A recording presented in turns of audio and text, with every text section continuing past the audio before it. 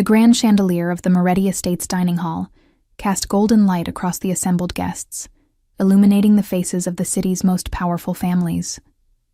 I stood at the top of the staircase, hidden in the shadows, my heart hammering against my ribs as I smoothed my hands down the red silk dress one final time.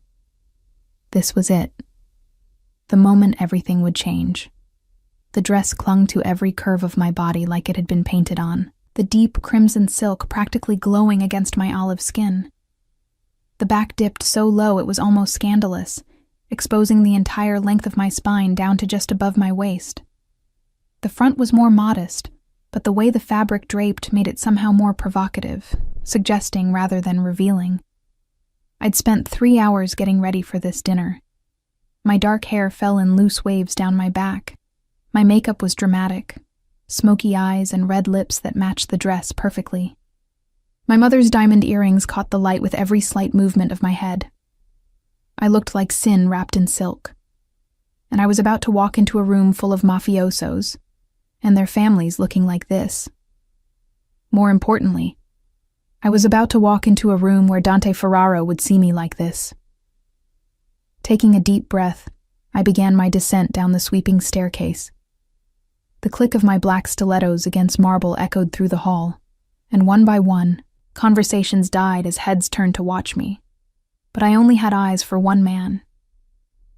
Dante stood near my father's side, a glass of whiskey in his hand, his tall frame encased in a charcoal suit that emphasized his broad shoulders and lean waist. His dark hair was swept back from his handsome face, and those storm-gray eyes that haunted my dreams were fixed on someone across the room. Until they weren't. The moment his gaze found me on the staircase, everything stopped. The glass in his hand froze halfway to his lips. His entire body went rigid, muscles tensing beneath the expensive fabric of his suit. I watched, satisfaction curling through me, as his eyes traveled over me with agonizing slowness, starting at my heels and moving up, lingering on the curve of my hips, the dip of my waist, the swell of my breasts beneath red silk. When his eyes finally met mine, they were black with desire, pupils blown wide, and his jaw was clenched so tight I could see the muscle ticking beneath his skin. His knuckles had gone white around his whiskey glass. I'd imagined this moment 1,000 times. But the reality was so much better. Dante Ferraro, the man who'd spent 13 years treating me like his little sister, looked at me like he wanted to devour me, like he wanted to throw me over his shoulder, carry me out of this room, and never let anyone else look at me again. I descended the remaining steps slowly, deliberately, letting him watch, letting everyone watch. By the time I reached the bottom, the entire room had gone silent. Aurora. My father's voice broke the spell. Don Enzo Moretti moved toward me, pride and something else, concern, flickering across his weathered face. You look beautiful, cara mia.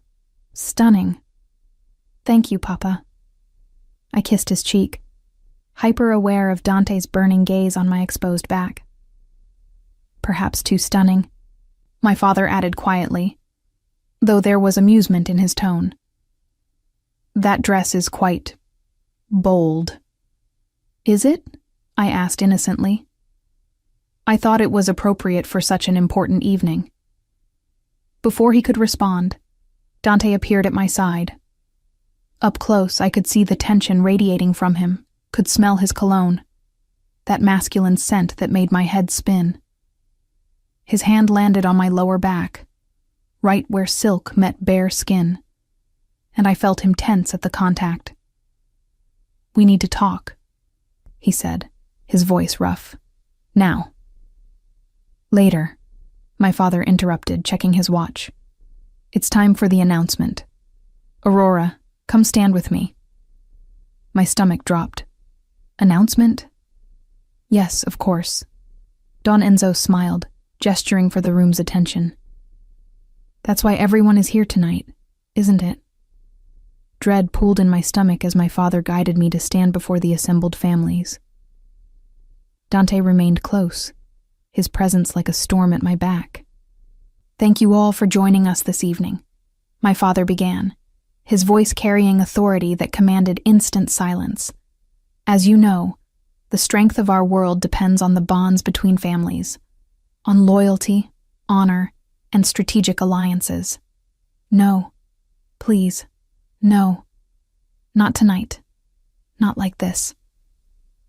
It is with great pleasure that I announce the engagement of my daughter, Aurora Moretti, to Luca Montero, son of the Montero family. The room erupted in applause. I stood frozen, the sound washing over me like waves. This couldn't be happening. Not now. Not when I'd just seen that look in Dante's eyes, that hunger he could no longer hide. Luca materialized from somewhere in the crowd, handsome and smiling, completely unaware that my world was shattering. He took my hand, kissed my knuckles, and I felt nothing. Nothing except the heat of Dante's gaze burning into my back. Aurora and Luca will be married in 6 months, my father continued. The union will strengthen both our families and secure our position in the Northern Territories. 6 months. I had 6 months before I became the wife of a man I didn't love. 6 months before any possibility of a future with Dante died completely. I forced myself to smile as Luca's arm came around my waist, the waist Dante's hand had just been touching. Forced myself to accept congratulations from people whose names I could barely remember through the roaring in my ears, and through it all, I felt Dante's eyes on me. When I finally dared to glance in his direction, what I saw made my breath catch. He looked murderous. His hands were clenched into fists at his sides, his jaw so tight it had to hurt, his gray eyes blazing with barely controlled fury. He was staring at Luca's arm around my waist like he was contemplating exactly how to break it. "Congratulations, brother," Luca said, moving to shake Dante's hand. Dante stared at the offered hand for a long moment before accepting it, his grip probably crushing from the way Luca's smile faltered. "She's 19, Dante said, his voice dangerously quiet. "She's too young for this." "She's of age," Luca replied, recovering his composure. "And quite mature for 19, wouldn't you say?" His eyes traveled over me appreciatively, and I saw Dante's control slip another notch. "I think," my father interjected smoothly, sensing the tension, "we should all toast to the happy couple. Dante, perhaps you'd like to say a few words? You've known Aurora longer than anyone here." The cruelty of that request hung in the air. Dante was being asked to celebrate my engagement to another man, to give his blessing to the union that would take me away from him forever. "Of course," Dante said, his voice like gravel. A server appeared with a fresh glass of whiskey, which he accepted without taking his eyes off me. "To Aurora," he paused, and the silence stretched. Everyone waited for him to continue, to offer the traditional well wishes for a long and happy marriage.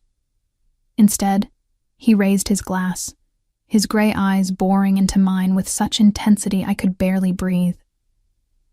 "To the most beautiful woman in any room, the strongest person I know, the one who," his voice caught, almost imperceptibly, "the one who deserves everything good in this world." It wasn't a blessing, it was a confession disguised as a toast. "And to Luca," he continued, his gaze shifting to my future husband, his expression going cold. "Who better treat her like the queen she is? Because if he doesn't, he'll answer to me." The threat was barely veiled. Several people in the room shifted uncomfortably, recognizing the dangerous undercurrent in Dante's words. "I'll take excellent care of her," Luca replied, either brave or foolish, pulling me closer against his side. "You have my word." "Your word," Dante repeated, something dark and vicious flashing in his eyes. "Right." He downed his whiskey in one swallow, set the glass down with controlled force, and walked out of the dining hall without another word. The room buzzed with speculation. Antonio Russo, one of my father's oldest associates, leaned toward Don Enzo and murmured something I couldn't hear. My father's expression tightened. Dante's very protective of Aurora, my father explained to the room, though I could hear the concern beneath his casual tone. He's been like a brother to her since we brought him into the family. I'm sure he's just adjusting to the reality of her marriage. A brother. The word made me want to scream. If you'll excuse me, I said, my voice surprisingly steady. I need some air. I'll come with you, Luca offered immediately. No. The word came out sharper than I intended. I softened it with a smile that felt like it might crack my face. I just need a moment alone. Wedding planning is overwhelming. Before anyone could protest, I was moving toward the terrace doors, my heels clicking against marble. I could feel dozens of eyes on my back, on the expanse of bare skin the red dress revealed. But I didn't care. I needed to find Dante. I needed to know if that look in his eyes, that barely controlled rage, that toast that sounded more like a declaration of war than a blessing. I needed to know if it meant what I desperately hoped it meant. That maybe, just maybe, Dante Ferraro was finally ready to admit the truth we'd both been running from for years. That he didn't see me as his little sister, that he saw me as a woman, that he wanted me as much as I'd always wanted him, and that my engagement to Luca Montero had just forced him to confront feelings he'd been denying for far too long. I stepped onto the terrace, the cool night air a relief against my flushed skin. The garden stretched out before me, illuminated by strategic lighting, and somewhere in those shadows, I knew I'd find him. I'd always been able to find Dante, just like he'd always been able to find me. Looking for me, Piccola? I spun around. He stood in the doorway, backlit by the golden light from inside, his silhouette dark and dangerous. He'd loosened his tie, and there was something wild in his expression, something barely controlled. You left, I said, my voice barely above a whisper. I had to. He moved toward me, each step deliberate. Before I did something unforgivable. Like what? He stopped in front of me, close enough that I could see his chest rising and falling with rapid breaths. Close enough that I could feel the heat radiating from his body. Like telling everyone in that room that you're not marrying Luca Montero. His voice was rough, dangerous. That you're mine. That you've always been mine. That the thought of another man touching you makes me want to commit murder. My heart stopped, then started again, racing. Dante! That dress. His eyes traveled over me again, and I saw his hands clench into fists. Do you have any idea what you're doing to me?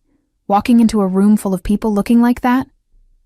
I wore it for you, I admitted. Only for you. Aurora. My name was a groan, a prayer, a curse. You can't say things like that. Why not? It's the truth. I stepped closer, emboldened by the desire I saw burning in his eyes. I've loved you for as long as I can remember, Dante, and I know you feel it too. I see the way you look at me, the way your hands shake when we touch, the way you can't stand to see Luca near me. Of course I can't stand it, he exploded, his control finally shattering. Because you're mine, Aurora. You've been mine since the day I walked into this house 13 years ago. You've been mine since you looked at me with those big hazel eyes and made me want to be better. You've been mine since I realized that protecting you was the only thing that mattered in this world. Then don't let me marry him, I pleaded, reaching for him. Stop this. Tell my father I can't. The anguish in his voice broke my heart. You don't understand. I owe your father everything. My life, my position, my very existence. And you're his daughter. His precious, innocent daughter who I'm supposed to protect. Not... He broke off, jaw clenching. Not love? I finished for him. Not want? Not need so desperately it's destroying you? He stared at me, and I saw the exact moment his restraint snapped. God damn it, Aurora. Then he was kissing me, his mouth crashing down on mine with 13 years of denied desire. His hands fisting in my hair, pulling me against him. I melted into him, into this kiss I'd been dreaming about for so long, tasting whiskey and desperation and promises neither of us could keep. When he finally pulled away, we were both breathing hard, his forehead resting against mine. "This changes nothing," he said, but his hands were still in my hair, still holding me close. "You're still engaged to Luca. You're still getting married in 6 months." "Then we have 6 months," I whispered. 6 months to be together, to finally stop pretending. "Aurora, please, Dante, don't make me marry him without ever knowing what we could have been." I watched the war rage across his face, duty versus desire, loyalty versus love. And when he kissed me again, softer this time, but no less devastating, I knew I'd won. At least for now. At least for the next 6 months. After that, all bets were off. The morning after the engagement announcement, I woke to sunlight streaming through my bedroom windows and the immediate, crushing weight of reality. I was engaged to Luca Montero. In 6 months, I would become his wife. And last night, on the terrace, I'd kissed Dante Ferraro like my life depended on it. I touched my lips, still able to feel the ghost of his mouth on mine, the desperate way he'd held me, the groan that had rumbled through his chest when I'd kissed him back. It had been everything I'd ever dreamed of, and nothing like I'd imagined, all at once. Because dreams didn't come with the bitter taste of impossibility. My phone buzzed on the nightstand. 3 messages from Luca, sweet and attentive, asking about my day, telling me how beautiful I'd looked last night, how lucky he felt to be marrying me.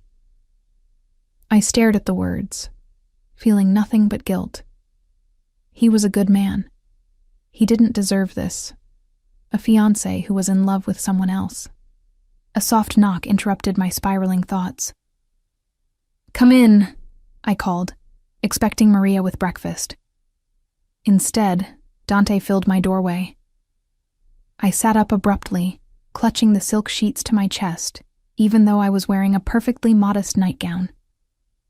There was something intimate about him seeing me like this, hair tangled from sleep, face bare of makeup, in the private sanctuary of my bedroom.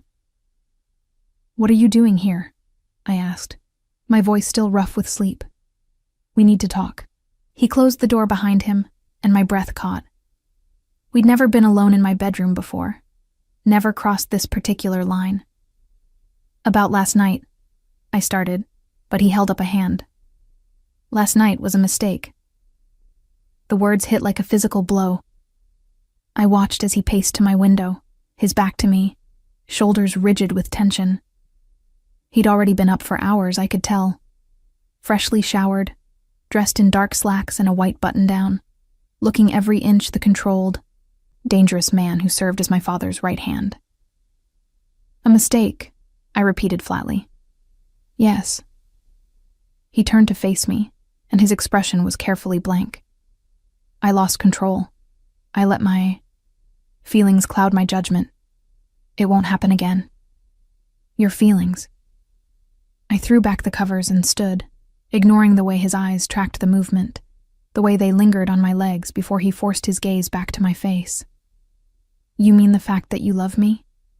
"I never said that." "You didn't have to. It was in every touch, every kiss, every word you said last night." I moved toward him, watching him tense as I approached. "You told everyone in that room that I was yours.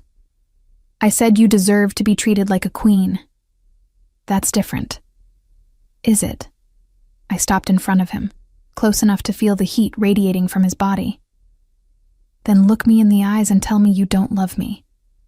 Tell me last night meant nothing." His jaw clenched, and for a moment, I thought he might actually do it. Might lie convincingly enough that I'd have no choice but to believe him. But then his hand came up, cupping my face with such tenderness it made my eyes sting.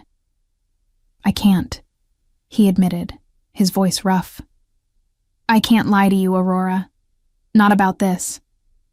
"Then don't push me away." "I have to." His thumb stroked across my cheekbone. "Last night, I let my jealousy, my possessiveness override my judgment. But in the cold light of day, nothing has changed. You're still Don Enzo's daughter. I'm still the man he took in, the man who owes him everything. And you're still engaged to Luca Montero. I don't want to be. What you want doesn't matter." The harshness of the words was belied by the gentle way he continued to touch my face. "This is about family, about alliances, about duty. What about love? Love is a luxury people like us can't afford." He dropped his hand, stepping back. "You need to marry Luca. You need to accept it and move forward. And I need to step back, maintain distance. Last night proved that I can't trust myself around you." "Good," I said fiercely. "I don't want you to trust yourself. I want you to lose control. I want you to stop being so damn noble and just admit what we both know, that this engagement is wrong, that I belong with you. You're 19 years old, Aurora. I'm 32. I've known you since you were 6. He ran a hand through his hair, frustration bleeding through his controlled facade. "Do you understand how wrong this is? How many lines we'd be crossing?" "I don't care about lines." "Well, I do. I have to." His eyes met mine, and I saw genuine anguish there. "Your father trusts me with you. He sees me as a son, sees us as siblings. If he knew what I was feeling, what I was thinking every time I look at you." He shook his head. "It would destroy him. And it would destroy me. So you'll just watch me marry someone else? Let Luca touch me, kiss me, take me to his bed?" I was cruel now, deliberately twisting the knife. "You'll stand at my wedding and smile while he claims me as his wife?" The muscle in his jaw jumped. "If I have to." "Liar." I stepped closer again, refusing to let him retreat. "You're already going insane, and it's only been one night. Imagine 6 months of this. Imagine watching him court me, seeing him fall in love with me, knowing he'll have rights to my body that you'll never have." "Aurora, stop." His hands came up to grip my shoulders. Whether to push me away or pull me closer, I couldn't tell. "Why? Does it hurt?" "Good. Because it's killing me, Dante. Every day, every moment I have to pretend I don't love you, it's killing me." "You think this isn't killing me?" His control cracked, his voice rising. "You think I don't die a little every time I see him touch you? That I don't fantasize about breaking every bone in his body for daring to put his hands on what's mine?" "Then do something about it," I challenged. "Stop him. Stop this engagement. Tell my father the truth. I can't betray him like that." "So you'll betray me instead? Betray us?" "There is no us." But his hands tightened on my shoulders, betraying his words. "There can't be." I stared up at him, at this man who'd been my protector, my constant, my secret love for so long, at the war raging in his storm-gray eyes, duty battling desire, loyalty fighting love. 6 months, I said quietly. "I'm giving you 6 months to figure out what you really want, Dante. Whether you want to spend the rest of your life wondering what we could have been, or whether you're brave enough to fight for me, Aurora. But during those 6 months, I'm going to move forward with this engagement. I'm going to let Luca court me, get to know me, touch me." I watched his eyes darken dangerously. "Because if you're not willing to claim me, someone else will." "You're playing a dangerous game, Piccola. Then maybe you should stop me." I pulled away from his grip, moving toward my bathroom. "Now, if you'll excuse me, I need to get ready. Luca is taking me to brunch." I heard him inhale sharply. Brunch. Yes, and then shopping. He wants to buy me an engagement ring. I paused at the bathroom door, looking back at him. Unless you have any objections. For a moment, I thought he might actually forbid it. Might finally let his possessiveness override his noble intentions. But then, his expression shuddered, and he was back to being the controlled, dutiful man I knew. No objections, he said, his voice carefully neutral. I hope you have a lovely time. He left without another word, closing the bedroom door behind him with careful control. I stood there for a long moment, staring at that closed door, feeling tears prick my eyes. This was going to destroy us both. But maybe, just maybe, it would destroy his resolve first. The brunch with Luca was everything it should have been. Elegant restaurant, beautiful food, charming conversation. He was attentive without being overbearing, respectful without being boring. He told me about his family's business, his hobbies, his dreams for our future together. And I smiled and nodded and felt absolutely nothing. You're distracted, Luca observed, his hand covering mine on the table. Is everything all right? Just overwhelmed, I lied smoothly. The engagement, the wedding planning, it's a lot. We can slow down if you need. His thumb stroked across my knuckles, a gesture that should have been soothing. There's no rush. Except there was. 6 months. My father had been very clear about the timeline. No, it's fine, I assured him. I'm just adjusting. To me? He smiled, but there was genuine concern in his dark eyes. Aurora, I want you to be happy. If I'm doing something wrong, you're perfect, I interrupted, and it was the truth. He was perfect, just not perfect for me. Really, Luca, you're everything I could ask for in a husband. Everything except the man I actually wanted. We went shopping after brunch, visiting the kind of exclusive jewelry stores where they served champagne and knew your name before you walked through the door. Luca was particular about the ring, wanting something that matched my personality. Elegant, but with an edge, traditional, but unique. We finally settled on a stunning emerald-cut diamond, surrounded by smaller stones, set in platinum. It was beautiful, expensive, perfect. And I felt nothing when he slid it onto my finger. It suits you, he said, lifting my hand to admire it. My beautiful wife-to-be.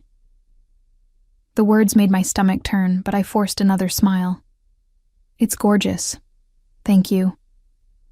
My phone buzzed in my purse. I pulled it out to find a text from Dante. How's your date going? The question was casual, but I could read the tension behind it. I typed back, wonderful. Just picked out my engagement ring. Want to see? I attached a photo of my hand, the massive diamond glittering in the jewelry store's lights. His response came immediately. Congratulations. One word. Loaded with everything he couldn't say. Luca was distracted by the jeweler, discussing having the ring resized and engraved. I typed back, he wants to engrave it with our wedding date. Make it permanent. Unless you can think of a reason I shouldn't. 3 dots appeared, indicating he was typing. Then disappeared. Then appeared again. Finally, no reason. Engrave it. I stared at those words, feeling something crack in my chest. He was giving up, accepting this, letting me go without a fight. Fine, if that's how he wanted to play this. I took another photo, this one of Luca's arm around my waist as we left the jewelry store. Sent it to Dante without comment. His response was a single word. Stop. I smiled grimly. Stop what? Moving on with my life? Isn't that what you want? Aurora. My name, nothing else. But I could feel the warning in it, the barely controlled fury. Luca wants to take me to dinner tonight. Somewhere romantic. Should I wear the red dress again? He seemed to like it. The 3 dots appeared and disappeared several times. When his response finally came, it was longer. You're trying to make me jealous. It's working. But it doesn't change anything. You're still marrying him. I'm still stepping back. This is how it has to be. I stared at the message, anger and hurt warring inside me. How could he just give up? How could he claim to love me and still let this happen? Then I guess I'll see you at the wedding, I typed back. You can stand with my father and watch Luca claim what you were too cowardly to fight for. I hit send before I could reconsider, then turned off my phone. Everything okay? Luca asked as we walked to his car. Perfect, I lied. Everything's perfect. I did wear the red dress to dinner that night, and I let Luca hold my hand across the candlelit table, and when he leaned in to kiss me goodnight, a chaste, respectful kiss on my cheek, I didn't pull away. But the entire time, I was thinking of Dante, of the way his hands had felt in my hair, of the desperate hunger in his kiss, of the possessive growl in his voice when he'd said I was his. When I finally got home, it was late. The house was quiet, most of the lights dimmed. I slipped off my heels and padded through the marble halls toward my room. I was halfway there when a hand shot out from a darkened doorway, yanking me into what I belatedly realized was Dante's office. "What the hell do you think you're doing?" he demanded, his voice a low snarl in the darkness. "Going to bed," I replied, my heart racing. "What are you doing lurking in your office with the lights off?" "Waiting for you to get home from your romantic dinner with your fiancé." He released me, moving to the window. Even in the dim light filtering through, I could see the tension in his shoulders. "Did you enjoy yourself?" "Very much." The lie came easily now. "Luca is wonderful company." "Is he?" Not a question. Dante's hands clenched into fists at his sides. "Yes, attentive, charming, respectful." I moved closer, emboldened by his jealousy. "He's everything you refused to be." He spun around so fast I barely registered the movement before he was in front of me, caging me against the door, his hands on either side of my head. "Refused to be?" His voice was dangerous, barely controlled. "You think I'm refusing anything? You think this is a choice?" "Isn't it?" I challenged, even as my breath caught at his proximity. "You're choosing duty over love, loyalty to my father over what you feel for me. Because that's what honor demands. Then maybe honor is overrated." He laughed, a harsh sound. "You're going to be the death of me, Aurora Moretti." "Then at least we'll die together," I whispered. For a long moment, we just stared at each other in the darkness. Then, slowly, deliberately, he lowered his head until his lips were a breath away from mine. 6 months, he said quietly. "You have 6 months until you marry Luca Montero. And during those 6 months, I'm going to make sure every moment he spends with you is torture for both of us." "What does that mean?" "It means I'm done pretending I don't care, done standing aside like a good little brother." His hand came up to cup my face. "It means if he wants you, he's going to have to take you from me, and I won't make it easy." Before I could respond, he was kissing me. And this kiss was different from the one on the terrace. This was possession, claiming, a promise and a threat wrapped in desperate need. When he finally pulled away, we were both breathing hard. "I can't give you a future," he said against my lips. "But I can give you these 6 months. Every stolen moment. Every forbidden touch. Every secret we keep from the world." "That's all I want," I whispered back. "Just you. Just this." "Then God help us both," he murmured, and kissed me again. The next 2 weeks fell into a dangerous rhythm. During the day, I played the role of dutiful fiancé, spending time with Luca, planning a wedding I had no intention of actually going through with. At night, I belonged to Dante in secret, stolen moments in darkened hallways, whispered conversations in hidden corners, kisses that grew more desperate with each passing day. It was unsustainable. We both knew it, but neither of us could stop. I was in my bedroom, getting ready for yet another date with Luca, when my phone buzzed with a text from Dante. Library. Now. I glanced at the clock. Luca would be here in 30 minutes. But when Dante summoned me, I went. I found him standing by the window, backlit by the afternoon sun, tension radiating from every line of his body. He turned when I entered, and what I saw in his eyes made my breath catch. What's wrong?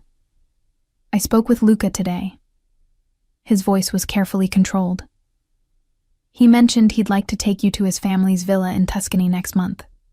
For a week. My stomach dropped. He mentioned that at dinner last week. I haven't given him an answer yet. You should tell him no. On what grounds? I challenged. We're engaged. It's perfectly appropriate for us to spend time together. Alone. For a week. His hands clenched into fists. Do you have any idea what he's expecting to happen on that trip, Aurora? Heat flooded my face. I'm not naive, Dante. Then you know he'll try to seduce you, to claim what he thinks is his right as your future husband. He moved toward me, predatory and dangerous. And what will you do when he does? I don't know, I admitted honestly. I'm supposed to marry him in 4 months. At some point. No. The word was absolute. You don't get to finish that sentence. You don't get to talk about being with him like it's inevitable. It is inevitable, unless you're finally ready to do something about it. He stared at me for a long moment. Then he crossed the room, grabbed my hand, and pulled me toward the door. Where are we going? I asked, stumbling after him in my heels. Somewhere we can talk without being interrupted. He led me through the house, down corridors I rarely used, to a wing that had been under renovation for months. The area was empty, quiet, isolated. He pulled me into what would eventually be a guest suite, but was currently just bare walls and drop cloths. The moment the door closed behind us, he was on me. The kiss was brutal, desperate, all pretense of control abandoned. His hands fisted in my hair, tilting my head back to deepen the kiss, and I melted into him, into this fire that had been building between us for weeks. Tell me you haven't let him touch you, he demanded against my lips. Tell me you're still mine. I'm yours, I gasped as his mouth moved to my throat. Always yours, Dante. I can't do this anymore. His hands were everywhere, sliding down my sides, gripping my waist, pulling me harder against him. I can't watch him court you. Can't stand the thought of his hands on you. Can't. He broke off, resting his forehead against mine, both of us breathing hard. Then stop it, I pleaded. Talk to my father. Tell him the truth. He'll never forgive me. Never accept this. You don't know that. Yes, I do. He pulled back to look at me, and I saw genuine anguish in his eyes. Aurora, when your father found me, I was 12 years old and half feral with grief and rage. I'd just watched my entire family slaughtered by a rival organization. I wanted to die. Would have died if Don Enzo hadn't taken me in, given me purpose, made me part of his family. I knew this story, but I'd never heard him tell it with such raw emotion. He saved my life, Dante continued. Trained me, trusted me with his most important operations, made me his right hand. And the entire time, he treated me like a son, called me family. That's not something I take lightly. I understand that. But you were 6 years old when I came here. 6. I watched you grow up, Aurora.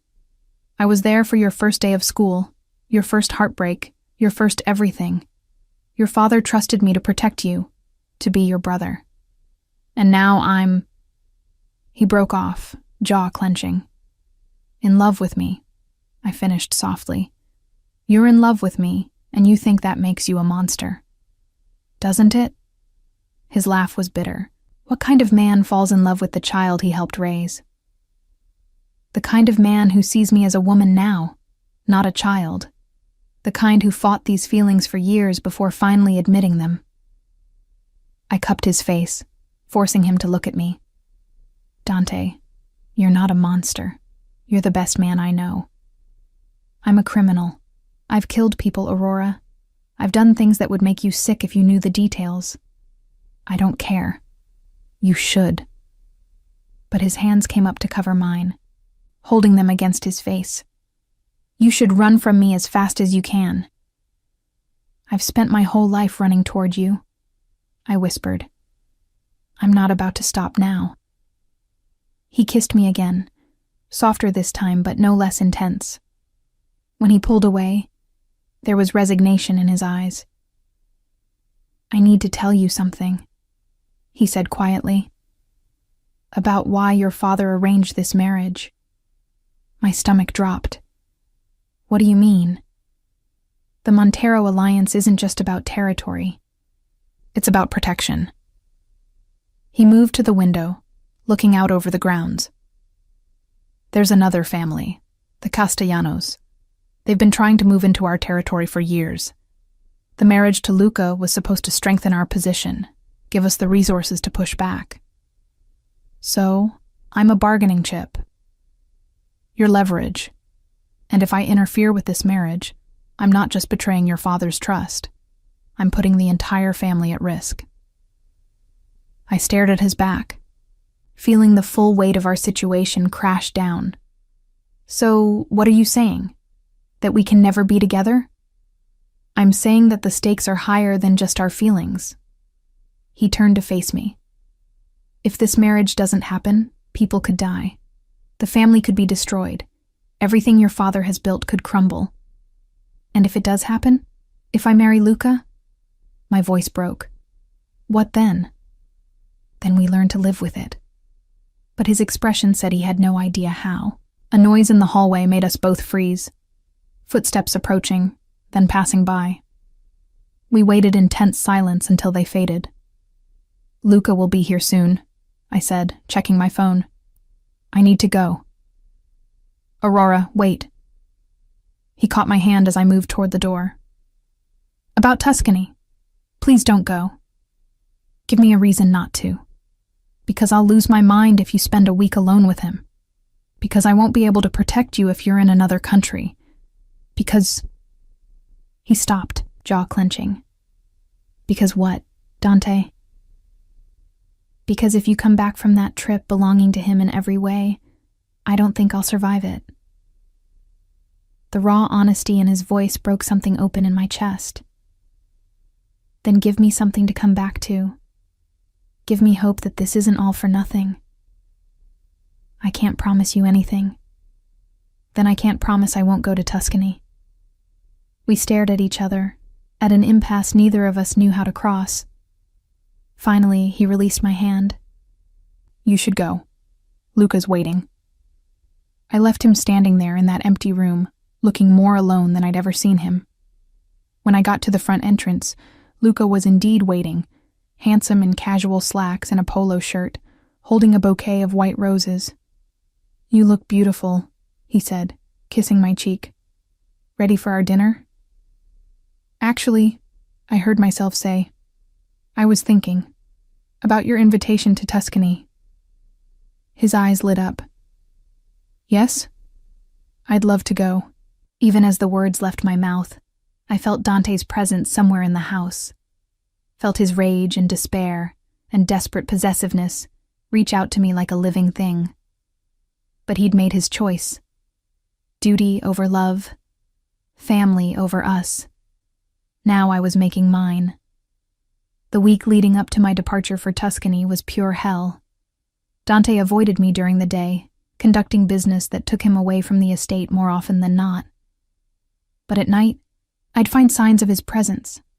A note slipped under my door, a text message at 3 a.m., once even his jacket draped over my bedroom chair when I came back from dinner with Luca. He was everywhere and nowhere, haunting me like a ghost. 3 days before I was supposed to leave, I woke to find him sitting in the chair by my window, still wearing yesterday's clothes, looking like he hadn't slept in days. "How did you get in here?" I asked, sitting up and clutching my sheets to my chest. "I've always had a key to your room," he said quietly. "Your father gave it to me years ago, for emergencies. And this is an emergency? You tell me." His gray eyes were shadowed, haunted. "You're leaving in 3 days to spend a week alone with a man who fully expects to take you to his bed. If that's not an emergency, I don't know what is." I threw back the covers and got out of bed, too angry to care that I was wearing only a thin silk nightgown. "What do you want from me? Dante? You won't fight for me. You won't tell my father the truth. You won't give me any hope that we have a future. So yes, I'm going to Tuscany. I'm going to try to make this work with Luca, because at least he wants me openly. At least he's not ashamed of what he feels." "Ashamed?" He was on his feet in an instant, crossing to me. "You think I'm ashamed of loving you? Aren't you? You hide it. You deny it. You act like what we feel for each other is some dirty secret that needs to be buried. Because in our world, it is." His hands gripped my shoulders. "Aurora, if anyone found out, if your father discovered that I've been touching you, kissing you, wanting you the way I do, it wouldn't just destroy me, it would destroy you too. Your reputation, your standing in the family, everything. I don't care about any of that. Well, I do. I care about protecting you, even from myself." His thumb traced my collarbone, the touch achingly gentle despite the turmoil in his eyes. "That's what love is, Piccola. It's wanting the best for someone even when it kills you." "The best for me is you," I whispered. "It's always been you." He closed his eyes, jaw clenching. "You're 19. You don't know what you want." "Don't you dare patronize me." I shoved at his chest. "I've known what I wanted since I was old enough to understand what love meant. And it's you, Dante. It's always been you." "Aurora." "No. You don't get to keep doing this. You don't get to tell me you love me and then push me away in the same breath. You don't get to act like what we have isn't real just because it's inconvenient." Tears were streaming down my face now. "Either fight for me or let me go, but stop torturing us both." "I can't let you go." The admission was torn from somewhere deep inside him. "I've tried. God knows I've tried. But the thought of Luca touching you, kissing you, making you his..." His hands tightened on my shoulders. "It's killing me, Aurora. Literally killing me." "Then do something about it," I pleaded. "Come with me to Tuscany. Tell Luca the truth. Tell my father. Anything. Just don't let me leave here belonging to him." "I can't." But his forehead dropped to mine, his breath ragged. "The family needs this alliance. Your father needs this alliance. I can't put my own desires above the safety of everyone we're sworn to protect. So, you'll sacrifice me instead. I'll sacrifice myself." His voice broke. "I'll watch you marry him and smile and pretend it doesn't destroy me. I'll stand by your father's side at your wedding and give you away to another man. I'll live the rest of my life knowing I was too much of a coward to fight for what I wanted most. Dante, but I won't let him have all of you." His hand slid down to my waist, pulling me against him. "These next 3 days, you're mine. Completely mine. And when you go to Tuscany, when he tries to claim you, I want you to remember this. Remember who you really belong to." Then he was kissing me, and this kiss was different from all the others. This was desperation and possession and grief all tangled together. His hands were everywhere, threading through my hair, spanning my waist, sliding down to grip my hips and pull me harder against him. "Tell me to stop," he demanded against my lips. "Tell me this is wrong." "Never," I gasped, my hands fisting in his shirt. "I'll never tell you to stop." He groaned, a sound of surrender and need, and suddenly we were moving. He backed me toward the bed, and when the backs of my knees hit the mattress, I fell, pulling him down with me. Aurora. My name was a prayer and a curse on his lips. "If we do this, there's no going back. You understand that? I don't want to go back. I only want you." Something in him broke then. Some last wall of resistance crumbled, and he was claiming me with hands and mouth and desperate whispered words in Italian that I couldn't quite catch but understood on a visceral level. Mine. You're mine. Always mine.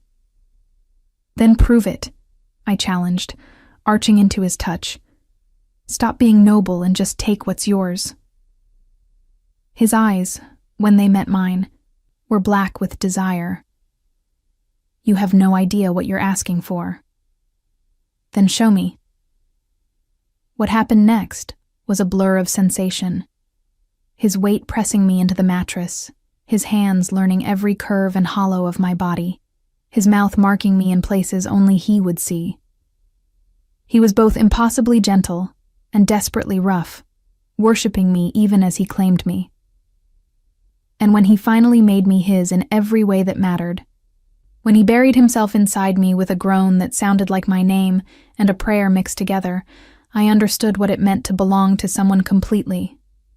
This wasn't just sex. This was a claiming, a binding, a promise that no church ceremony or legal document could ever match.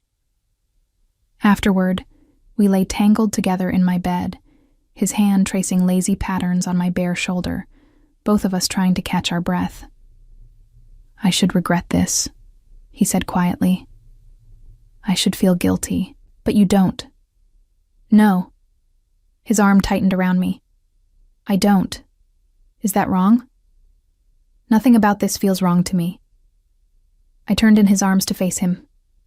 "Dante, I meant what I said. I'm yours. Completely. And I don't care what that means for Luca or my father or the family alliance. I'm yours. Aurora, we can't. I'm not going to Tuscany." He went still. "What?" "I'm not going. I'll cancel the trip. Tell Luca I'm not feeling well or that something came up. I don't care. But I'm not spending a week alone with him. Not now. Not after this." "You have to go." I pulled back to look at him. "What?" "If you cancel now, it'll raise suspicions. Luca will ask questions. Your father will wonder why." His jaw clenched. "You have to go. You have to maintain appearances." "Are you insane? I gestured at our tangled bodies, at the evidence of what we'd done. "And you still want me to go spend a week with him?" "What I want and what has to happen are two different things." He sat up, running a hand through his disheveled hair. "Aurora, nothing has changed.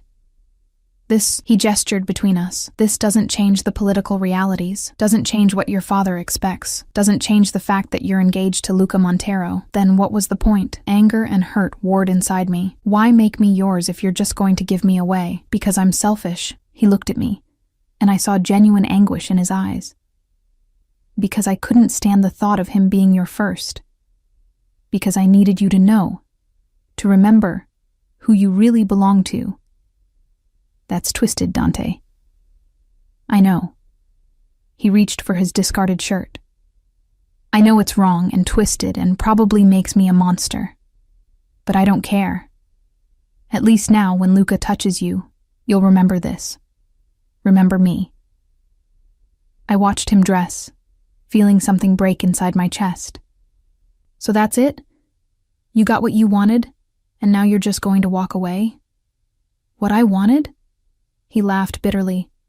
Aurora, what I want is to keep you in this bed for the rest of our lives, to tell the world you're mine and dare anyone to try to take you from me, to marry you myself and spend every day proving that you belong with me. Then do it. I can't. He was fully dressed now, looking at me with such longing it hurt. I wish I could, but I can't. So yes, you're going to Tuscany. You're going to smile and be charming and play the role of Luca's future wife. And when you come back, we'll figure out what comes next. What comes next is me marrying him in 3 months, I pointed out bitterly. Unless you're planning to stop it. I don't know.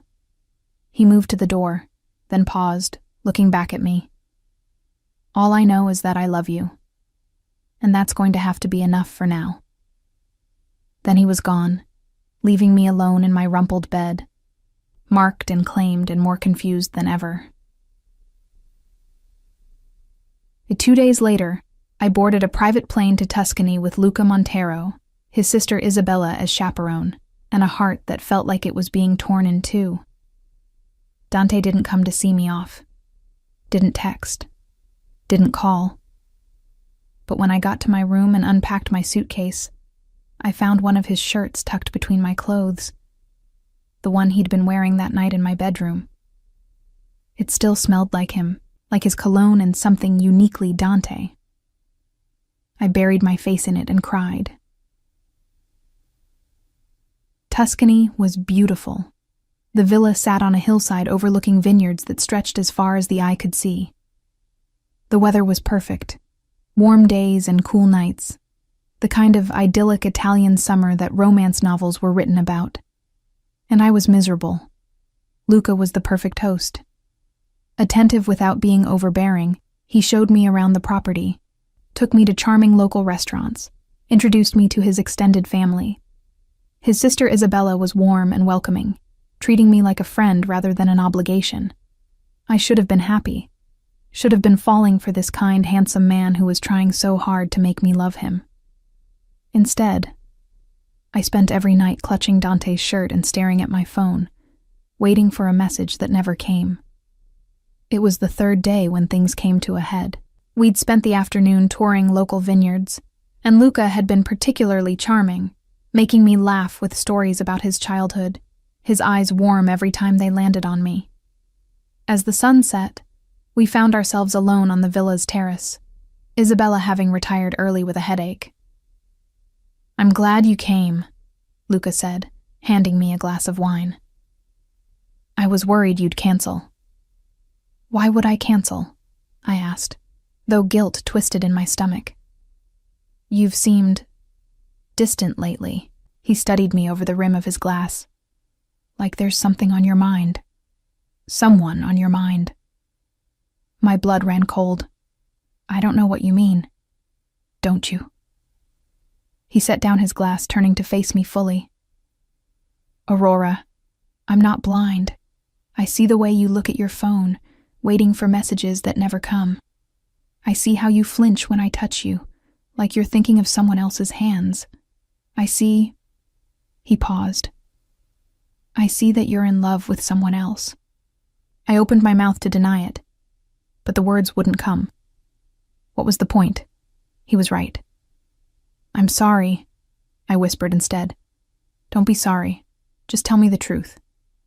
His voice was gentle, not angry. "Is it Dante?" The question hit like a physical blow. "How did you—" "I have eyes, Aurora, and I'm not stupid." He sighed. "The way he looks at you. The way you look at him when you think no one's watching. The tension between you two at the engagement party." He laughed softly. "I actually feel sorry for the poor bastard." "Luca, does he know that you're in love with him?" "Yes, but it doesn't matter. He won't—" My voice broke. "He won't fight for me. He thinks he owes too much to my father, that being with me would be a betrayal. So he's letting you marry me instead." Luca shook his head. "That's either incredibly noble or incredibly stupid. I can't decide which." "Both," I admitted. Definitely both. We stood in silence for a moment, the Tuscan sunset painting the sky in shades of orange and pink.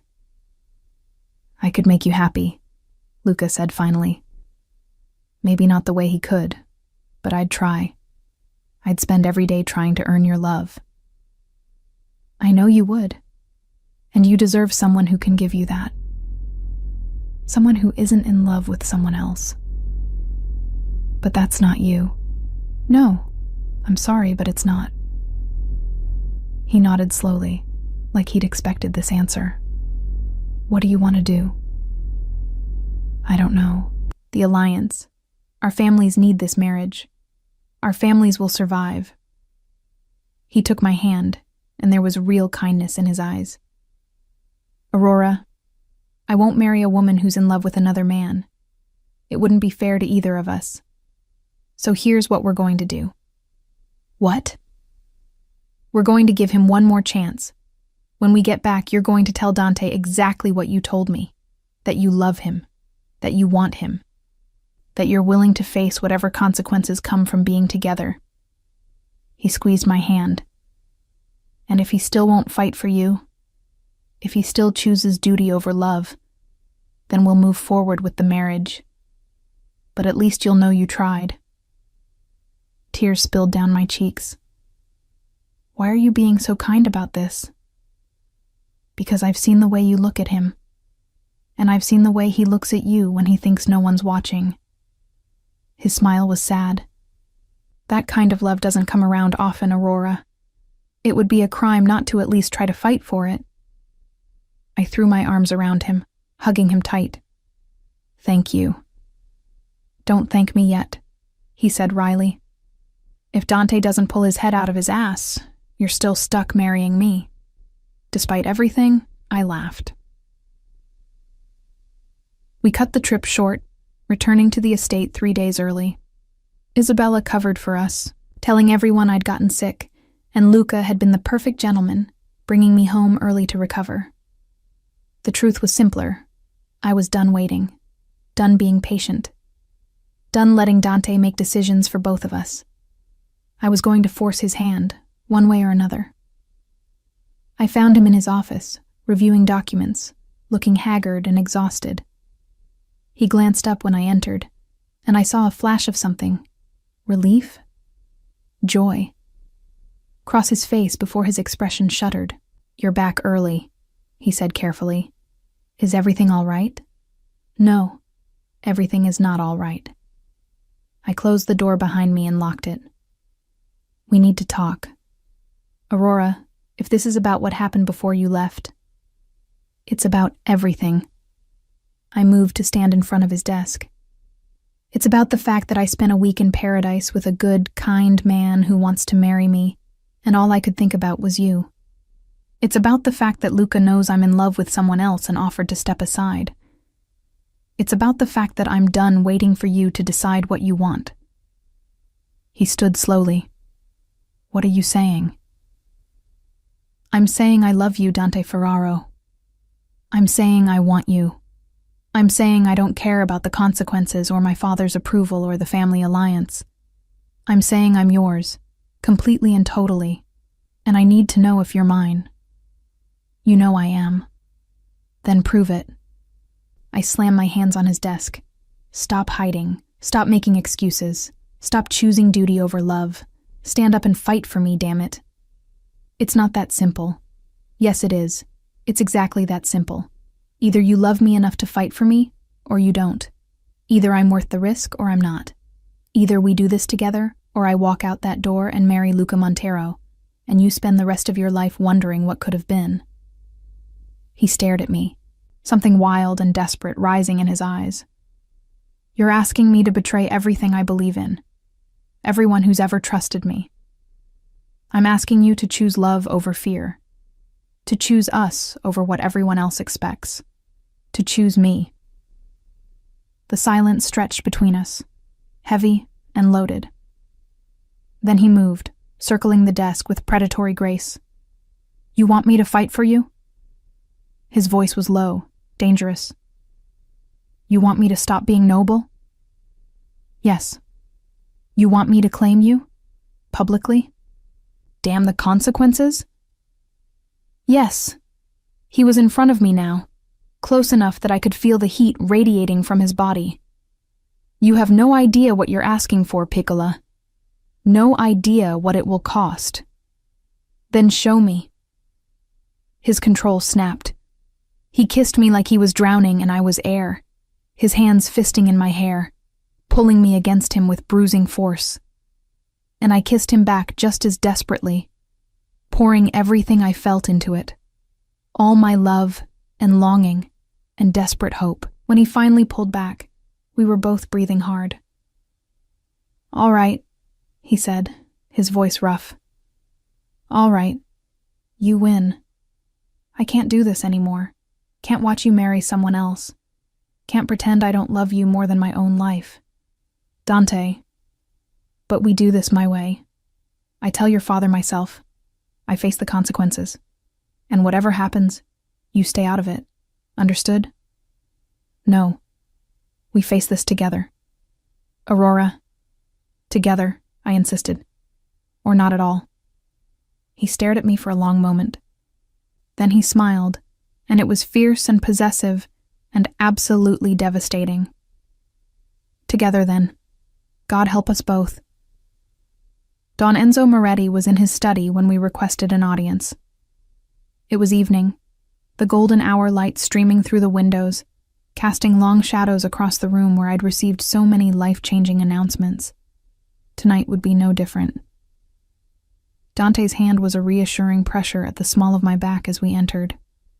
My father looked up from the documents he'd been reviewing, surprise flickering across his face when he saw us together. Aurora. Dante. This is unexpected. He gestured to the chairs across from his desk. Please, sit. We'd prefer to stand, Dante said, his voice steady despite the tension I could feel radiating from his body. My father's eyes narrowed slightly. He'd been in this world long enough to recognize the signs of an uncomfortable conversation about to happen. Very well. What's this about? I opened my mouth to speak, but Dante squeezed my waist gently, a silent request to let him lead. I nodded, stepping slightly closer to his side. Don Enzo, Dante began, and I heard the formality in his voice, the careful respect. I need to tell you something that will likely make you want to kill me. But before I do, I want you to know that I understand the magnitude of what I'm about to confess. I understand that it's a betrayal of your trust.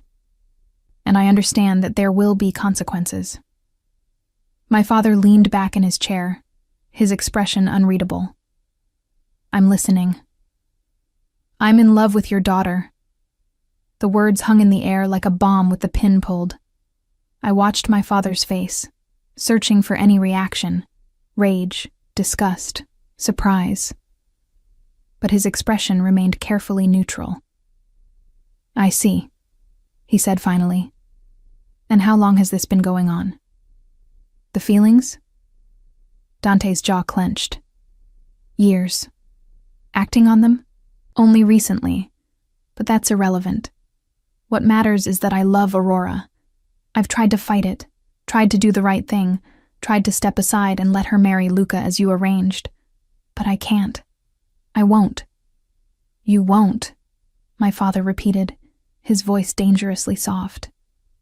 No, sir. I won't stand by and watch her marry another man. Not when she belongs with me. I belong with him, Papa, I added, finding my voice. I love him. I've loved him for as long as I can remember. And I won't marry Luca. I can't. Don Enzo was silent for a long moment, his gaze moving between us. Then he stood, moving to the window, his back to us. Do you have any idea what you're asking? He said quietly. The alliance with the Monteros was crucial. Without it, we're vulnerable to the Castellanos. They've been circling like sharks, waiting for any sign of weakness. I know, Dante said, and I know that by pursuing this, I'm putting the family at risk, but I also know that I can find another way to secure our position. Another alliance. I'll do whatever it takes to make this right, but I won't give her up." "You won't give her up," my father repeated. "The girl I entrusted to your care. The daughter I expected you to protect as a brother would." "I've protected her," Dante said fiercely. "I've kept her safe, kept her out of harm's way, would die before letting anything happen to her. That hasn't changed. Will never change. The only thing that's changed is that I can't pretend anymore that what I feel for her is brotherly. Because it never was." My father turned back to face us, and I was shocked to see not rage in his eyes, but something almost like resignation. "Was it, Dante?"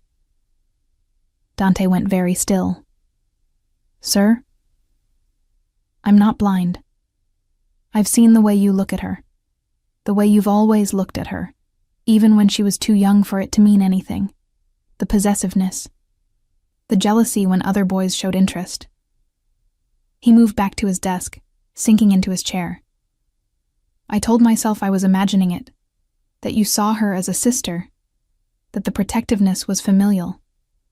"Papa," I started, but he held up a hand. "But deep down, I think I always knew. I just chose not to acknowledge it because acknowledging it would mean facing this exact situation."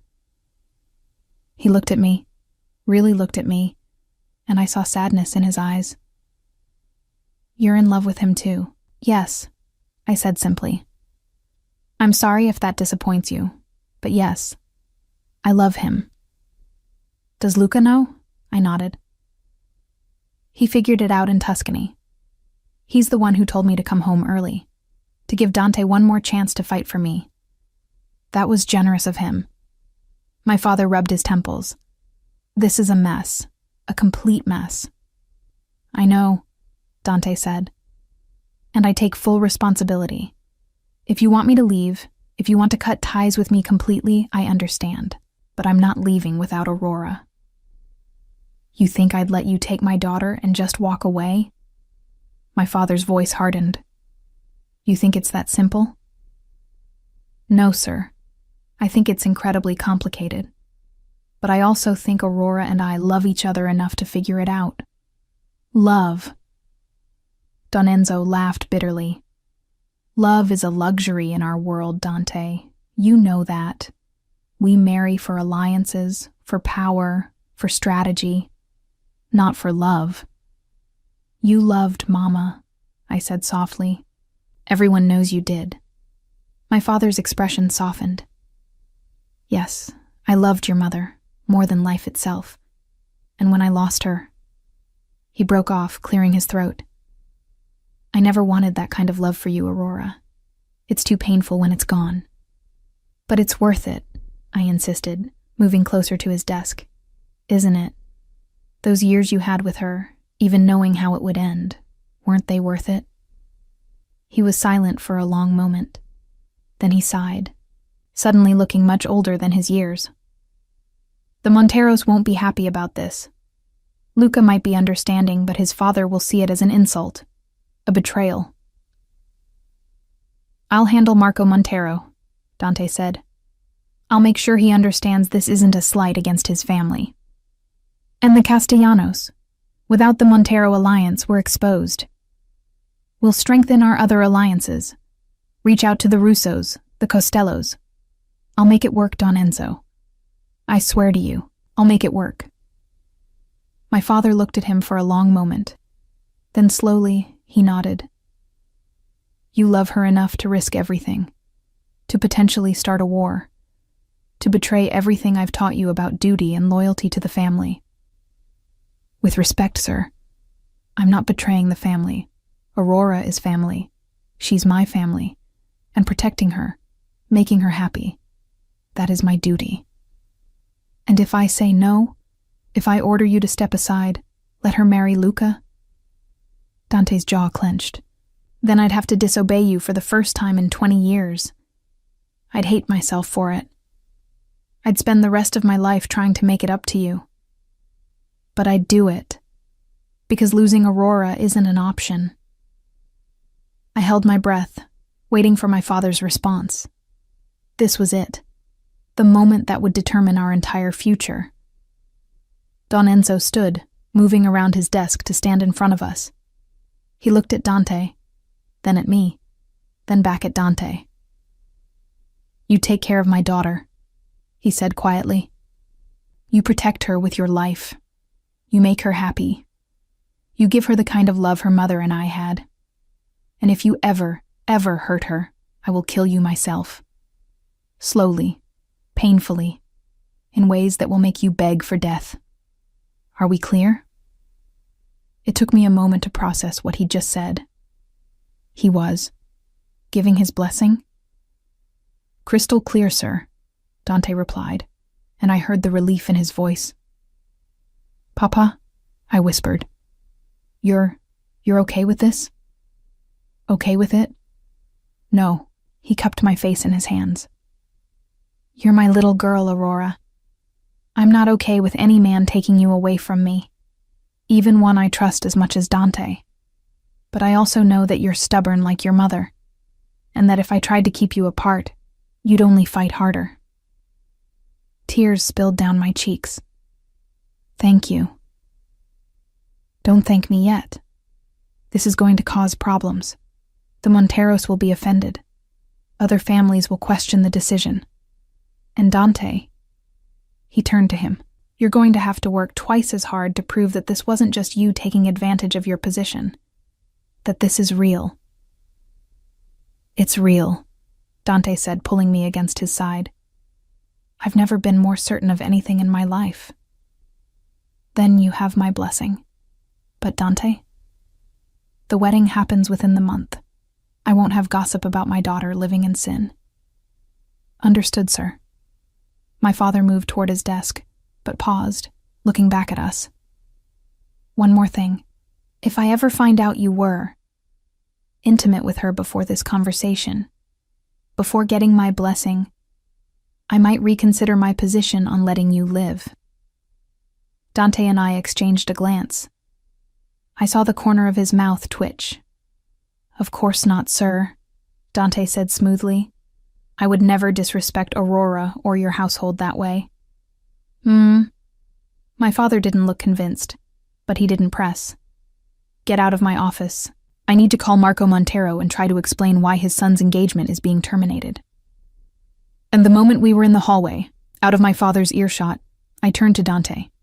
"We're getting married. Apparently so." He looked slightly dazed. "In less than a month." "Are you scared?" "Terrified," he admitted. Then he smiled, and it was the first genuine, unguarded smile I'd seen from him in weeks, but also happier than I've ever been. I launched myself at him, and he caught me easily, spinning me around as I laughed. When he set me down, his hands cupped my face, his expression growing serious. "I love you, Aurora Moretti.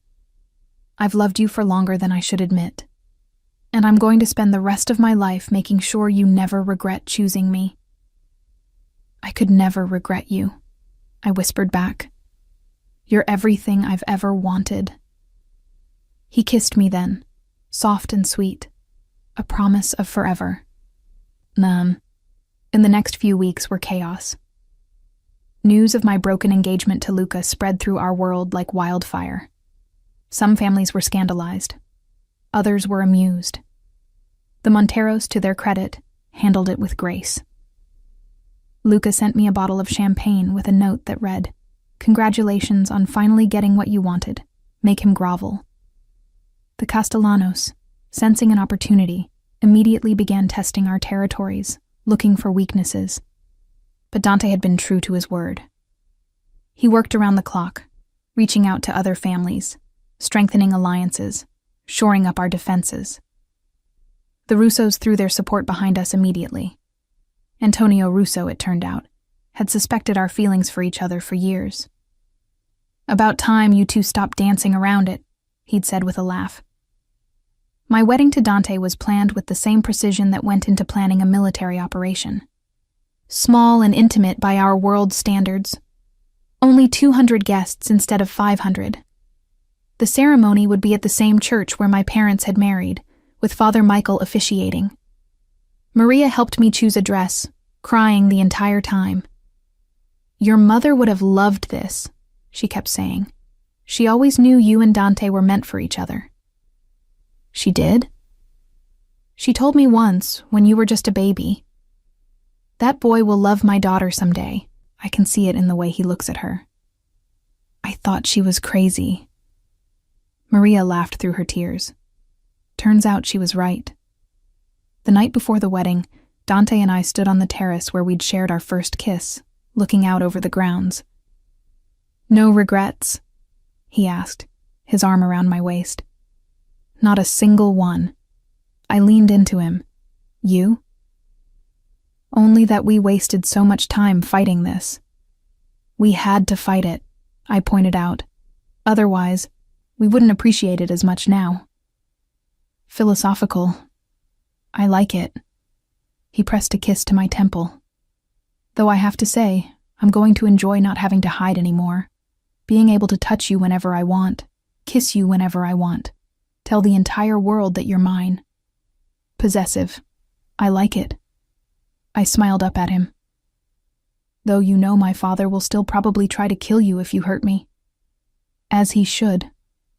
As I would, if anyone ever hurt you." His expression grew serious. "Aurora, I need you to understand something. This world we live in, it's dangerous. There will always be threats. Always be people looking to use you to get to me, or to your father. I can't promise you a safe life. I don't want a safe life. I want you. Even knowing what that means? The violence, the danger, the moral compromises? I've lived in this world my whole life, Dante. I know what it is. And yes, even knowing all that, I choose you. I choose us." He pulled me closer, and we stood there in comfortable silence, watching the stars appear one by one in the darkening sky. "Tomorrow," he said softly, "tomorrow you become Aurora Ferraro." "Aurora Ferraro," I repeated, testing the name. I like the sound of that. "So do I, Piccola. So do I." The morning of my wedding dawned clear and beautiful, the kind of perfect autumn day that seemed designed for new beginnings. I woke early, too excited to sleep, and found Maria already bustling around my room, preparing everything. "The dress arrived," she announced, gesturing to where it hung by the window. "And Dante sent this." She handed me a small velvet box. Inside was a delicate diamond bracelet, clearly an antique, with a note in Dante's familiar handwriting. "This belonged to my mother. She would have wanted you to have it. See you at the altar, Piccola." I held the bracelet, tears pricking my eyes. Dante rarely spoke about his biological family, the one he'd lost so violently. For him to give me something of his mother's, it meant everything. "He's a good man," Maria said softly. "Your mother knew it. I know it. And soon, the whole world will know it." The next few hours passed in a blur of hair and makeup and endless photographs. My dress was a masterpiece. Ivory silk with delicate lace sleeves, fitted through the bodice and flowing into a full skirt. Simple but elegant, classic but modern. I looked like a bride. Dante's bride. "Ready?" my father asked, appearing in the doorway in his tuxedo. He stopped when he saw me, and I watched emotions play across his face. Pride, sadness, love. "You look just like your mother on our wedding day," he said, his voice rough with emotion. "Papa, I'm happy for you, Aurora, truly. Dante loves you the way every father hopes his daughter will be loved." He offered his arm. "Shall we?" The church was packed when we arrived. I saw familiar faces from every major family in the city. The Russos, the Costellos, even some Monteros, though notably not Luca's father. But Luca himself was there, sitting with his sister Isabella, both of them smiling genuinely. But I only had eyes for the man waiting for me at the altar. Dante stood beside Father Michael, looking devastating in a black tuxedo, His dark hair swept back, his gray eyes locked on me from the moment I appeared in the doorway. I watched his breath catch, saw his hands clench at his sides as though he was fighting the urge to come to me. The walk down that aisle was the longest and shortest of my life.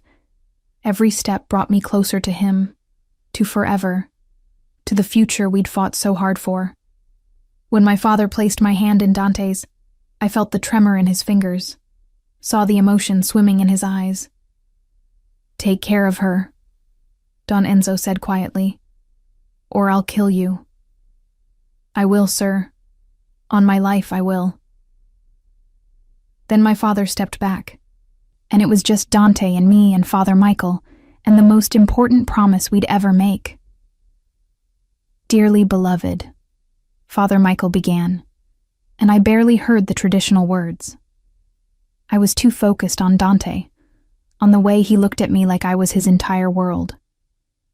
When it came time for the vows, Dante surprised me by pulling out a folded piece of paper. "I wrote something," he explained, his voice carrying clearly through the hushed church. "If that's okay." "Of course," I whispered. He cleared his throat, and when he spoke, every word was weighted with emotion. "Aurora, for 13 years, I told myself I was your protector, your brother, your guard. And in many ways, I was all those things. But what I refused to admit, what I fought against with everything I had, was that you were so much more to me. You were my light in the darkness, my reason for being better, my home." Tears were streaming down my face now, and I saw similar emotion shining in his eyes. I've made many mistakes in my life, hurt people, done things I'm not proud of. But loving you will never be one of those mistakes. You are the best thing that has ever happened to me, Aurora Moretti. And I promise to spend every day of the rest of my life proving that I deserve the honor of being your husband. His hands shook as he slid the wedding band onto my finger. Platinum, engraved with Italian words I'd have to ask him to translate later. When it was my turn, I didn't have prepared words, but I spoke from my heart. "Dante, you've been my constant since I was 6 years old, my protector, my friend, my love. You taught me what it means to be strong, to fight for what I want, to never settle for anything less than real, consuming, impossible love." I smiled through my tears. I'm so glad I never settled. Because this, you and me, this is worth every fight, every obstacle, every moment of doubt. I love you, Dante Ferraro, and I always will. I slid his ring on, my hand steadier than I felt. "By the power vested in me," Father Michael said, smiling, "I now pronounce you husband and wife. Dante, you may kiss your bride." Dante didn't need to be told twice. He cupped my face in his hands and kissed me like we were the only two people in the world. The church erupted in applause, but I barely heard it over the pounding of my heart. When we finally broke apart, he rested his forehead against mine. "Mine," he whispered. "Finally, completely mine." "Yours," I agreed. "Always yours." The reception was held at the estate, in the grand ballroom that had been transformed with thousands of white roses and candles. It was beautiful and elegant and perfect. But the best part was the freedom, the ability to touch Dante whenever I wanted, to have his arm around my waist, to kiss him without hiding, to be publicly, undeniably his. "May I have this dance, Mrs. Ferraro?" he asked during our first dance, that new name sending a thrill through me. "Always, Mr. Ferraro." As we swayed together, his hand warm against the small of my back, I caught sight of my father watching us from across the room. He raised his glass in a subtle toast, and I saw approval in his eyes. "Happy?" Dante murmured against my ear. "Happier than I ever thought possible." "Good, because I plan to spend the rest of our lives making you even happier." He pulled back to look at me. "I know I don't say it enough, But thank you. For what? For fighting for us. For not giving up when I was too stubborn to admit what I felt. For loving me despite all my flaws and complications. His thumb traced my cheekbone. For choosing me. I'll always choose you, I promised. In every life, every timeline, every possible future. It's always been you, Dante. It always will be. He kissed me again, and I heard good-natured catcalls from our guests. But I didn't care. Let them watch. Let them see how much we loved each other. Later, as we cut the cake and toasted with champagne and danced with various family members, I caught Luca's eye across the room. He raised his glass to me with a genuine smile, and I mouthed, "Thank you." He nodded, understanding. Without his generosity, his willingness to step aside, none of this would have been possible. As the evening wound down and guests began to leave, Dante pulled me aside. "Ready to get out of here?" he asked, his eyes dark with promise. "Where are we going?" "I have a surprise for you." He took my hand. "Trust me? Always." He led me out to where a car was waiting. Not one of the family's usual vehicles, but a sleek sports car I'd never seen before. "Wedding gift," he explained, opening the passenger door for me. "From me to us." As we drove through the city streets, leaving the estate behind, I felt like I was shedding an old skin. Aurora Moretti, dutiful daughter, was gone. In her place was Aurora Ferraro, wife to the man she loved. "Where are we really going?" I asked as we left the city limits. "You'll see." An hour later, we pulled up to a beautiful house on the coast, not as large as the estate, but perfect. Modern and elegant, with floor-to-ceiling windows overlooking the ocean. "What is this?" "Our home," Dante said simply. "I bought it 6 months ago, back when I was still trying to convince myself that watching you marry Luca was the right thing to do. I thought maybe having a place that was just mine, away from the estate and all the memories, would help. But the entire time I was furnishing it, choosing colors and furniture, all I could think about was you.